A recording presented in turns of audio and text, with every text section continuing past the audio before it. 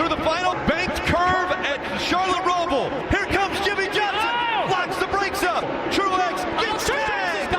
Ryan Blaney in the 12 will win. It was 6 years now since that iconic finish where Martin Truex Jr. went up against that guy, Jimmie Johnson, head-to-head in a epic final lap and one of the most memorable finishes in modern era for NASCAR history as we look to rewrite history. And today, over the course of 20 laps of racing from the Charlotte Roval, put Jimmie Johnson's Lowe's number 48 Chevrolet Camaro for Hendrick Motorsports in victory lane. We're racing here from the Charlotte road course, starting from the 6th position, just like Jimmie Johnson did in real life in this 2018 Charlotte Roval race. Of course, we saw the likes of Truex up front, the 2 of Keselowski, who was up front late in the showing in Charlotte road course from 2018 until, of course, he went a little bit too hot into the Tums heartburn turn and wrecked himself here. Now, as I'm doing this video on iRacing with AI at this 2018 version of the Charlotte Roval, which is a total different configuration pretty well from what we see now going into this IRL weekend, which is a brand new configuration for the 3rd time for the Charlotte road course. Now, as we start off relatively well, we gained 1 spot, so the starts are a little bit weird with the AI, but Ryan Blaney, who won the race in real life, was able to get the lead from Truex right off the bat. But we come up to one of the wildest sections in the 2018 schedule, a high-speed chicane, as we're going to head down into the braking zone, a very light braking zone. You kind of coast through here and hop over the turtles. It's very uncomfortable, and you don't want to do that. You don't want to go side by side through that corner because it will cause issues, at least with the AI. And in the back, Bubba Wallace hopping over the curbs and smashes into the barrier just like he did in real life that year in practice. That's going to be day over for him right off the bat. Look at this. Oh, what a ride for the RPM number 43 driven by Bubba Wallace. Now at the end of lap 1, we continue just behind the 41 Stewart-Haas Racing Machine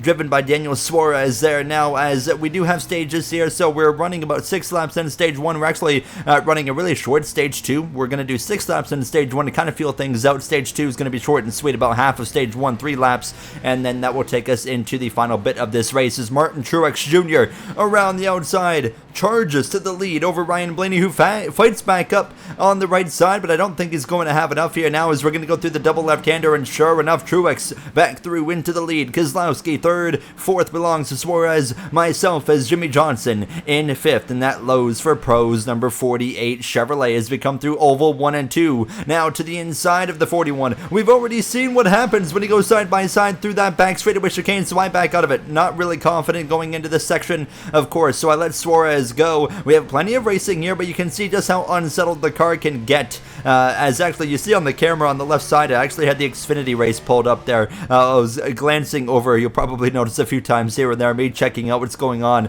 in the Xfinity Charlotte Roval race. Let me know what your thoughts were down below. I'm recording this post-race, and oh boy, that last caution. Now, as you can see, everybody here under a blanket now on lap 3, and here we are putting some more pressure on the 41 of Suarez up the inside. Can we get this number 48 into the 4th position? Truex is under fire from Blaney briefly, but Blaney drops back his Penske teammate of Keselowski to the outside of him. We're to the outside of Suarez, who runs us right against the barrier. He keeps it clean, and now we do the switch back up the inside of the 41. We slide on the exit, but he goes way wide, so we take the position and up another spot here now as we continue through oval 1 out of 2 down the backstretch, and Truex is driving away. We would continue to follow the 12 and the 2 all around the rest of the course here to the start finish now, starting lap 4 of 20. Blaney driving quite defensive already, as you can see him pull way over to the left there, entering turn number 1, as he would actually, though, surprisingly after that, drive away from Keselowski. And now I was putting a bunch of pressure on this 2 car right to the back of Keselowski, who kind of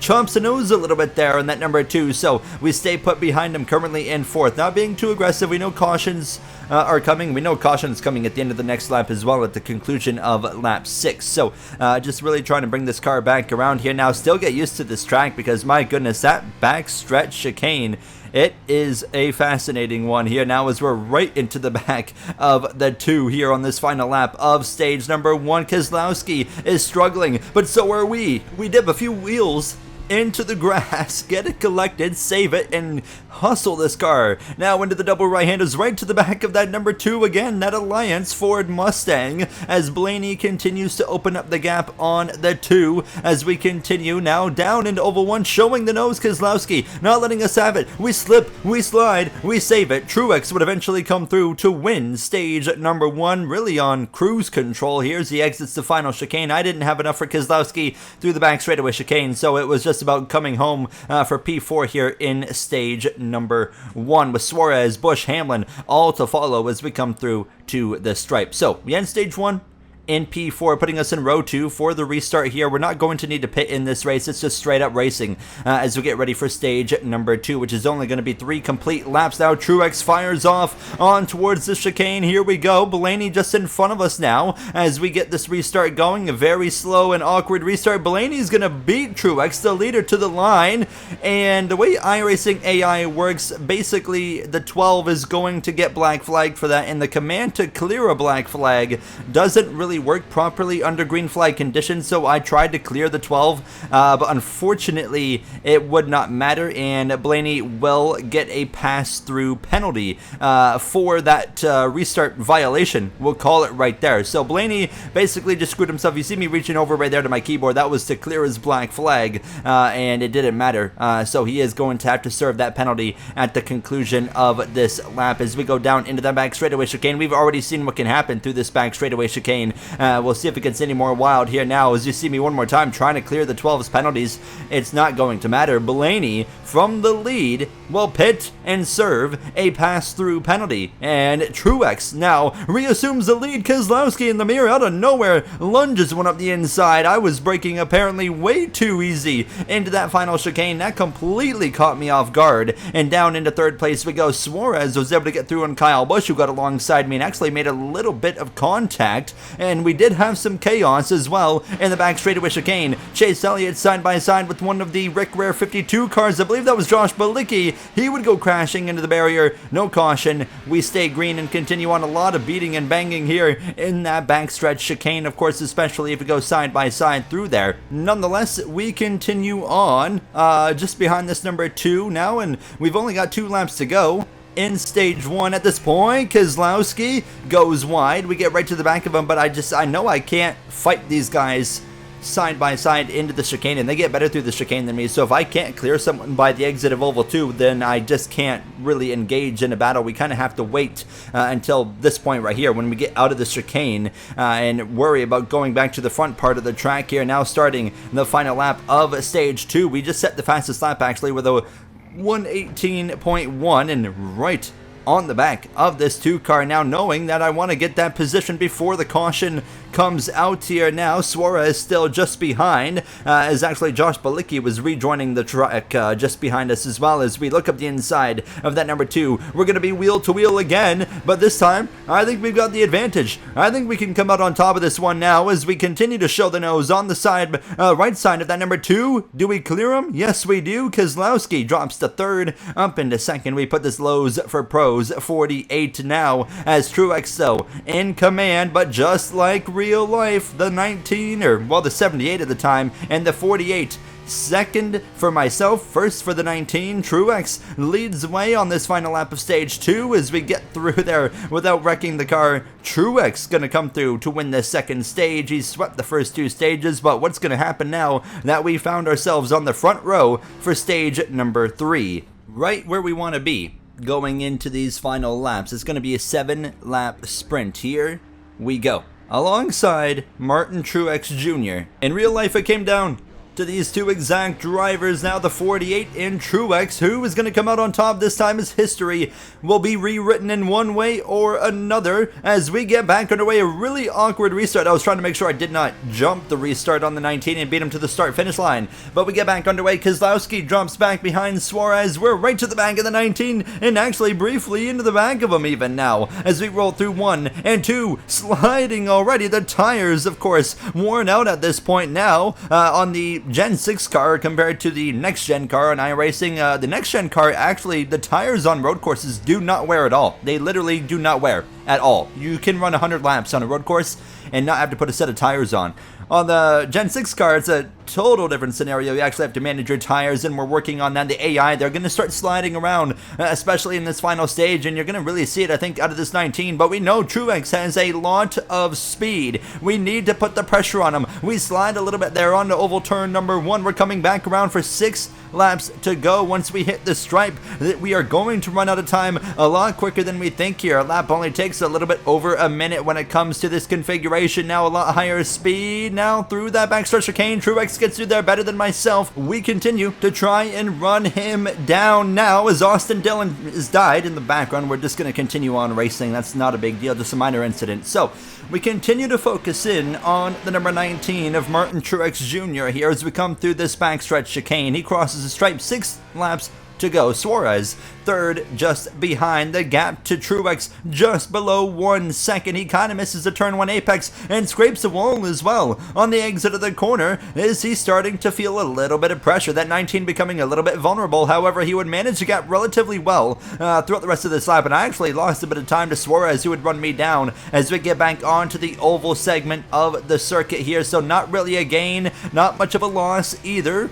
More of a loss than a gain though overall, if we really focus in on it as we go through the backstretch chicane again, where I know I'm really weak through this section, and we get through there pretty good. That's probably the best we've gotten through there all race long, and we can carry that momentum into this backstretch chicane, maybe carrying too much momentum. We cut the corner. We're going to have to give up time. You see it there. We have to give up another 3/10, 2/10, 1/10. Good. We continue back on, but the gap suffers now of over 1.5 seconds to Truex there with 5 laps to go. So we have to lock in, focus in, and try to find a way to run down that number 19 Bass Pro Shops Toyota Camry for Joe Gibbs Racing. Formerly, of course, it was Furniture Row. Unfortunately, I couldn't find a 2018 Roval collection, so I did have to use 2019, and that's why Truex is in the 19 compared to his Furniture Row number 78. We continue to just try and, stay determined. This car is so much fun to drive here. Now as again, we get through the back straightaway chicane really well. It's hard to just get comfortable with launching the car off the ground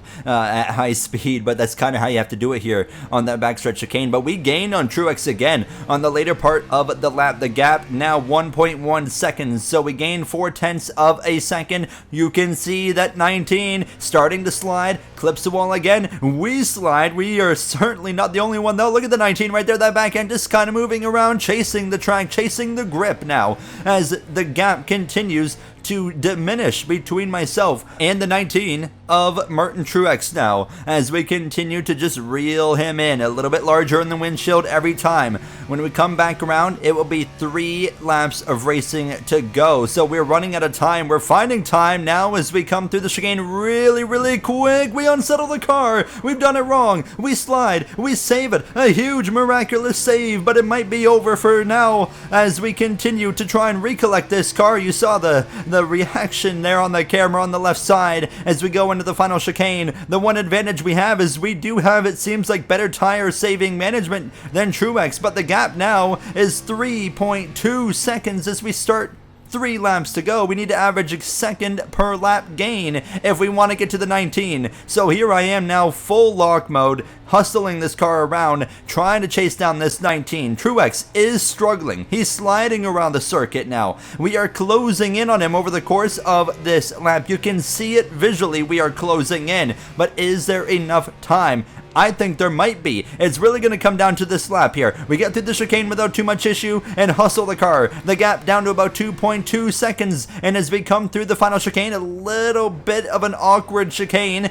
but we cross the stripe and we actually set our fastest lap of the race at 1:17.8, and the gap comes down to 1.8 seconds. We gained almost a second and a half on the 19. 2 laps to go. We need 1.8. All we need is really to gain 1.5 on this lap, and we'll be within about 3 car lengths. Can we pull it off with 2 laps to go? Johnson chasing Truex just like he did in the actual finish in 2018. Who comes out on top? Will it be neither of us? Daniel Suarez in third, but he's 3 seconds back. Is he the one that's going to get to pounce and rewrite history? Will Truex hang on and get the win that he was robbed from, or is Johnson going to get the win that he tried to steal and threw away many years ago? Now coming to the final lap, and we have continued to close in on Truex. Now the gap continues to go in our favor 1 lap to go. We slide on the exit of the final turn. That honestly might be the gap Truex needs right there. We go through turn 1, the gap down to about 0.8 of a second.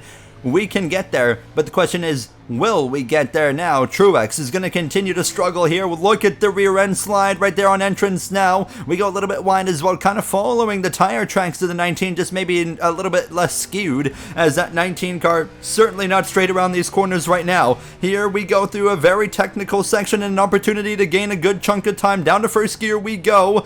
Just over half a lap remains. It's all going to come down to that backstretch chicane. The gap continues to dwindle as we reel in this 19, using the concrete wall even to kind of straighten out the car. Truex wide on oval 1. We close, but he would hang on towards the backstretch chicane for the final time. Who's going to get here first? I think it's going to be Truex. We slide. We save it. It's not going to be enough. Truex, unbelievable defense, hanging on from a lot of pressure from myself as he rounds oval 4 into the final chicane. One more chance for us. Is it going to happen? Truex slow. Still not enough. We'll bang off the wall, but Truex rewrites history and gets the win that he was robbed of in 2018. Unbelievable. We made too many mistakes and we paid the price. Truex rewrites 2018 Charlotte Road Course. I'll see you guys later. Thank you for watching and have a great day.